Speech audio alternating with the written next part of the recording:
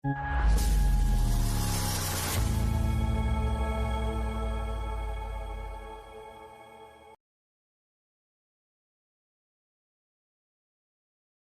Salah tidak sedang sekedar menutup satu musim, ia sedang menutup satu zaman. Liverpool sudah resmi mengumumkan bahwa Salah akan meninggalkan klub pada akhir musim 2025-26, mengakhiri 9 tahun yang luar biasa di Anfield. Itu fakta yang terkonfirmasi, bukan gosip, bukan bisik-bisik bursa transfer, bukan juga karangan manusia yang biasanya terlalu menikmati drama. Klub menyebut ada kesepakatan yang membuat Salah menutup bab besar itu lebih cepat dari yang dibayangkan banyak orang. Sampai titik ini, yang pasti hanya satu, akhir cerita Salah di Liverpool sudah diumumkan. Kemana ia pergi setelah itu? Belum. Yang membuat kabar ini terasa lebih berat adalah konteksnya. Baru pada April 2025, Liverpool mengumumkan kontrak baru Salah, perpanjangan yang kala itu terasa seperti penegasan bahwa sang ikon masih akan jadi wajah utama proyek Arne Slot. Saat menekan kontrak itu, Salah bicara soal kenyamanan, soal menikmati hidup di Liverpool, soal keyakinan bahwa tim ini masih bisa merebut trofi besar. Jadi ketika setahun kemudian ia justru mengucapkan selamat tinggal, rasa kaget itu wajar. Publik seperti dipaksa menerima kenyataan bahwa di sepak bola modern, bahkan cerita yang terlihat aman pun bisa berubah cepat. Satu musim Anda tersenyum di depan kamera dengan pena di tangan, musim berikutnya Anda bicara tentang perpisahan. Absurd memang. Begitulah kebiasaan sepak bola mempermainkan emosi orang. Tetapi kisah Salah tidak dimulai di Anfield. Jauh sebelum ia jadi Egyptian King, ia adalah bocah dari Nagreg yang harus menempuh perjalanan panjang hanya untuk berlatih. UEFA pernah mengulas bagaimana Salah muda harus berganti bus berkali-kali dari kampung halamannya demi mengejar mimpi bersama Al Mokaulun.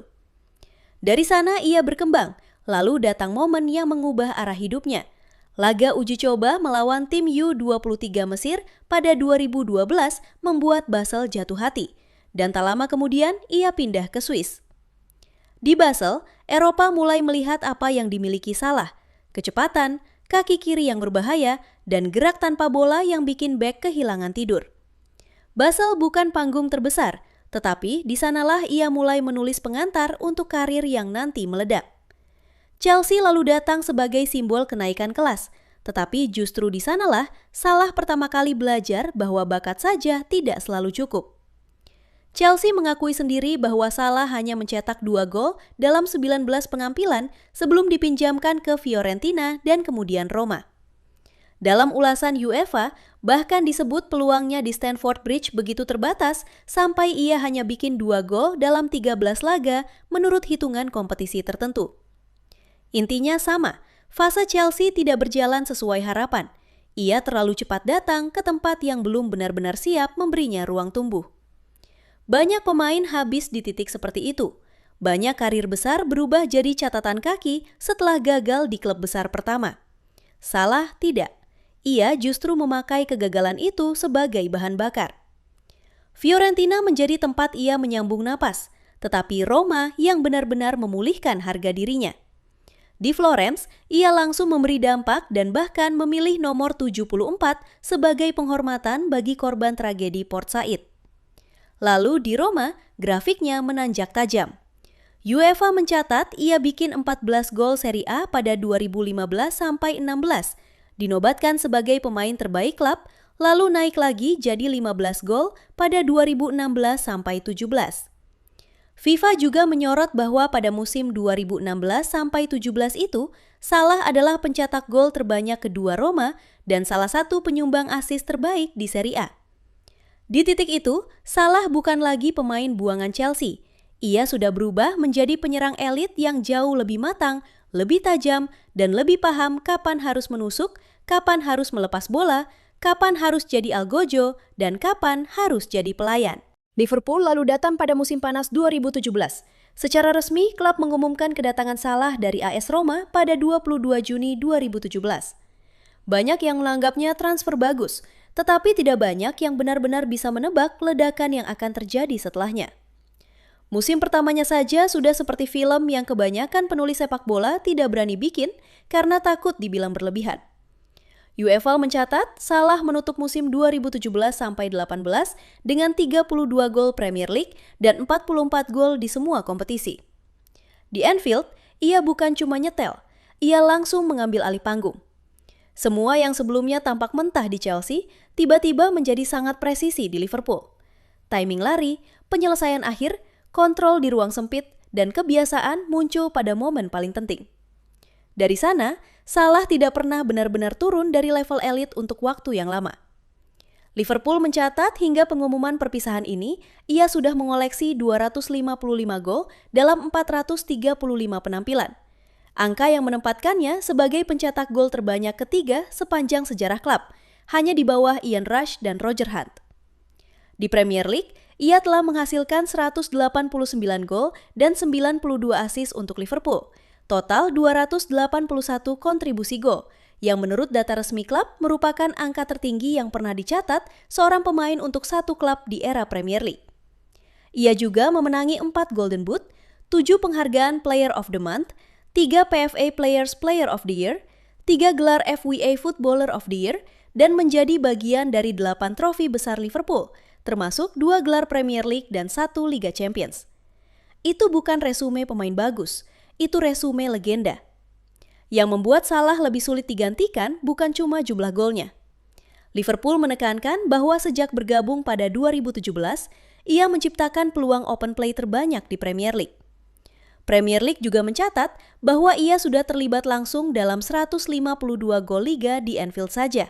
Lebih banyak dari Wayne Rooney di Old Trafford maupun Thierry Henry di Highbury. Artinya, Salah bukan penyerang satu dimensi. Ia bukan sekedar mesin tembak yang menunggu umpan. Ia adalah sistem serangan itu sendiri. Ia bisa mencetak gol, menciptakan peluang, memancing 2 pemain sekaligus, lalu membuka jalur untuk rekan setim. Ia adalah ancaman statistik dan ancaman psikologi sekaligus. Bek kanan lawan seringkali bahkan kalah sebelum laga dimulai. Rekam jejak korbannya di Premier League juga menceritakan hal yang sama. Berdasarkan rekap yang dimuat bola.net dari data kontribusi gol dan assist, Newcastle jadi tim yang paling sering ia sakiti dengan 20 kontribusi gol, disusul Manchester United 19, Brighton dan West Ham 17, lalu Tottenham 16. Manchester City, tim yang paling sering dipuji sebagai mesin sepak bola sempurna, tetap ia ganggu dengan 15 kontribusi gol. Salah seperti punya hubungan personal dengan rasa takut di lini belakang lawan. Setiap klub besar punya satu pemain yang meninggalkan trauma kolektif bagi rival-rival tertentu. Salah meninggalkan itu untuk banyak tim sekaligus. Dan ya, itu salah satu alasan kenapa ucapan bahwa tidak akan ada Salah lain di Liverpool terdengar masuk akal, bukan hiperbola. Di level tim nasional, kisahnya bahkan lebih emosional lagi. FIFA mencatat, Salah menjadi tokoh utama saat Mesir akhirnya lolos ke Piala Dunia 2018 setelah penantian 28 tahun. Ia mencetak 5 gol dalam 5 laga kualifikasi penentu dan menyumbang mayoritas gol Mesir pada fase itu. UEFA juga menuliskan bahwa ia berperan dalam seluruh 7 gol yang membawa Mesir ke Rusia, lewat 5 gol dan 2 assist. Beberapa tahun kemudian, FIFA kembali menyorot perannya saat Mesir mengamankan tempat di Piala Dunia 2026, dengan Salah memimpin jalur gol negaranya dan bahkan menjadi top skor sepanjang masa kualifikasi Piala Dunia zona Afrika. Jadi, warisan Salah tidak berhenti di Merseyside. Ia juga mengubah imajinasi sepak bola Mesir. Ia membuat satu negara merasa bahwa mereka bukan sekedar peserta pinggiran. Tetapi semua era besar pada akhirnya bertemu pertanyaan yang sama. Kenapa berhenti sekarang? Disinilah ceritanya mulai pahit. Data dari analisis Opta di laman resmi Premier League menunjukkan bahwa musim 2025-26 memang membawa penurunan yang nyata. Sentuhan Salah per 90 menit turun dari 48,6 menjadi 42,6. Sentuhannya di kotak penalti lawan anjlok dari 9,6 per 90 menjadi 5,5. Upaya dribblenya turun tajam, begitu juga tingkat keberhasilannya. Bola.net juga menyorot penurunan sentuhan di kotak penalti, rasio kehilangan bola yang meningkat, dan assist per 90 menit yang menyusut dibanding musim sebelumnya. Jadi kalau ada yang bilang keputusannya datang dari ruang hampa, itu salah. Ada jejak statistik yang menunjukkan bahwa masa dominasi absolut itu memang mulai melandai. Jelas, ada tanda-tanda bahwa musim ini tidak senyaman musim-musim terbaiknya. Tetapi penyebab pastinya tetap berada di wilayah yang tidak sepenuhnya terbuka ke publik. Sepak bola suka sekali menyimpan rahasia, lalu menumpahkan separuhnya ke media. Merepotkan, tapi begitu mekanismenya. Yang juga membuat perpisahan ini terasa manusiawi adalah cara orang-orang Liverpool meresponsnya. Dalam pesan perpisahannya, Salah menggambarkan Liverpool bukan sekedar klub, melainkan bagian dari hidupnya, rumah bagi dirinya dan keluarganya, serta tempat yang memberinya masa terbaik dalam karir. Andrew Robertson, menurut laporan Bola.net, menyebut rasa kehilangan itu dalam nada yang sangat dalam. Peter Moore juga menegaskan tidak banyak yang membayangkan Salah akan tumbuh sebesar ini ketika pertama kali datang. Dan memang begitu rasanya. Liverpool membeli winger cepat dari Roma. Yang mereka dapat ternyata adalah simbol era, ikon global, dan salah satu pemain paling menentukan dalam sejarah modern klub. Lalu bagaimana dengan masa depannya? Disinilah batas antara fakta dan rumor harus dijaga rapat. Yang terkonfirmasi, Salah pergi pada akhir musim. Yang belum terkonfirmasi, klub barunya. Bola.net menyebut ada skenario Saudi Pro League, MLS, atau tetap di Eropa dengan nama-nama seperti Al Nassr, Galatasaray, hingga Inter Miami juga beredar di media lain. The Independent menyebut Inter Miami siap bersaing dengan minat dari Saudi. Tetapi agen Salah, Rami Abbas Isa, menegaskan di akun X bahwa mereka bahkan belum tahu Salah akan bermain di mana musim depan, dan itu berarti orang lain juga tidak tahu. Jadi, setiap klaim yang terdengar terlalu yakin soal tujuan berikutnya, untuk saat ini harus diperlakukan sebagai dugaan media, bukan kenyataan yang sudah jadi. Dampak ke Liverpool juga sudah mulai terasa bahkan sebelum ia benar-benar pergi. Bola.net melaporkan Michael Olise muncul sebagai target utama dalam sejumlah laporan media, sementara Steven Gerrard mengingatkan bahwa pengganti Salah harus pemain kelas dunia, bukan sekedar proyek jangka panjang yang butuh waktu matang. Itu juga masuk akal. Anda tidak mengganti 255 gol, 119 assist, dan aura sebesar itu dengan harapan kosong. Tetapi sejauh ini, semua itu masih sebatas laporan dan opini, belum keputusan resmi klub. Liverpool tahu mereka harus bergerak. Hanya saja, masalahnya bukan sekedar mencari winger kanan baru. Mereka sedang mencari sosok yang bisa mengambil alih beban psikologis, teknis, dan simbolik yang ditinggalkan Salah. Dan itu jauh lebih sulit. Pada akhirnya, kisah Mohamed Salah di Liverpool akan dikenang bukan hanya karena trofi dan angka.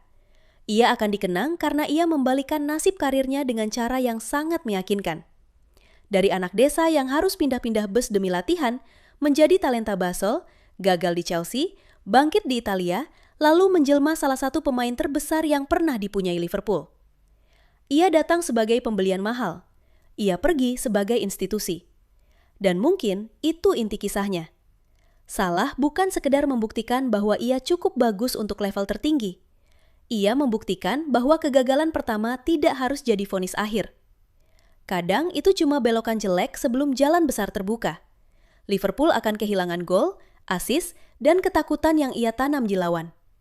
Tapi yang paling besar, mereka akan kehilangan sosok yang membuat satu era terasa punya wajah.